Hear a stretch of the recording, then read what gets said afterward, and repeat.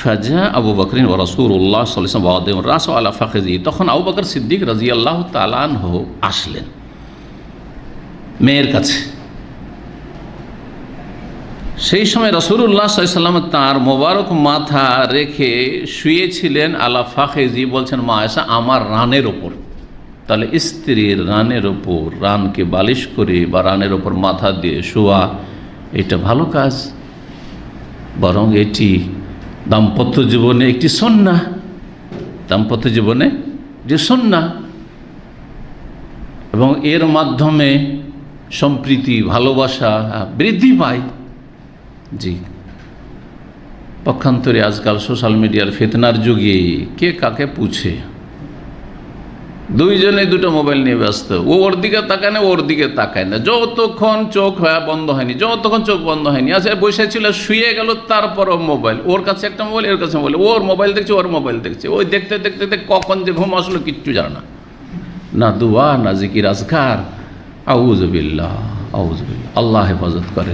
এমনটা যদি আপনাদের অবস্থা হয় তো একটু সজাগ হন, মহাসাব আত্মপর্যালোচনা করুন। স্ত্রীর সাথে থাকলে নবী সাল্লাল্লাহু আলাইহি ওয়াসাল্লাম আরেকটি সুন্নত হচ্ছে ঘুমাবার আগে যখন বিছানায় চলে যেতেন কিছুক্ষণ ইয়াতাহাদ্দাস মা আহলি, স্ত্রীর সাথে গল্প করতেন, কারণ সারাদিন হয়তো গল্প করার সুযোগ হয়নি, একটু কিছুক্ষণ গল্প করেন, সারাদিনের সুখ দুঃখ শেয়ার করলেন, আর তারপরে ঘুমান জিকির আজকার পড়ে।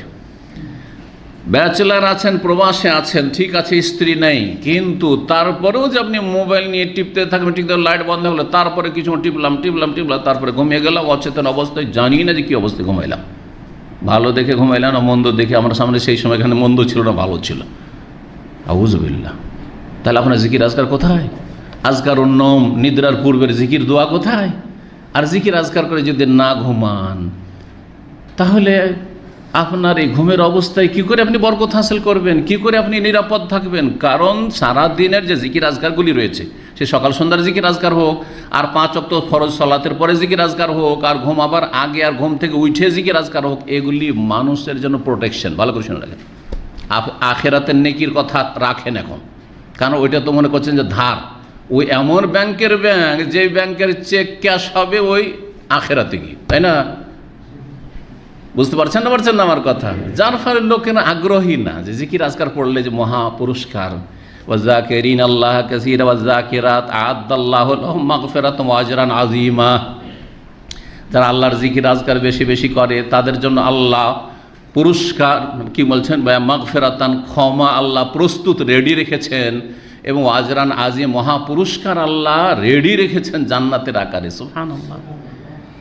এগুলি আছে, কিন্তু সব ধার বাকি মনে করছেন আপনি। নগদটাও তো বললাম, আরে নগদে তো অনীহা হওয়া উচিত নয়।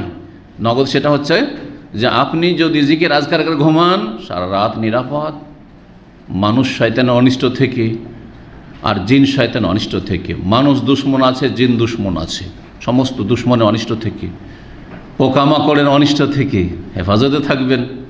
জি, আল্লাহ রাব্বুল আলামিন যারা বোঝার তৌফিক দান করেন, আমলের তৌফিক দান করেন।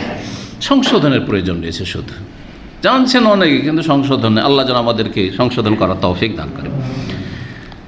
তাদের নামা নবী সাল্লাল্লাহু আলাইহি ওয়াসাল্লাম এমনকি রানে মাথা দিয়ে ঘুমিয়ে পড়েছিলেন, ঘুমিয়ে আছেন নবী সাল্লাল্লাহু আলাইহি ওয়াসাল্লাম। তাহলে মায়ের সাথে উঠতেও পারছেন না, বাপ চলে এসছে। জি হ্যাঁ।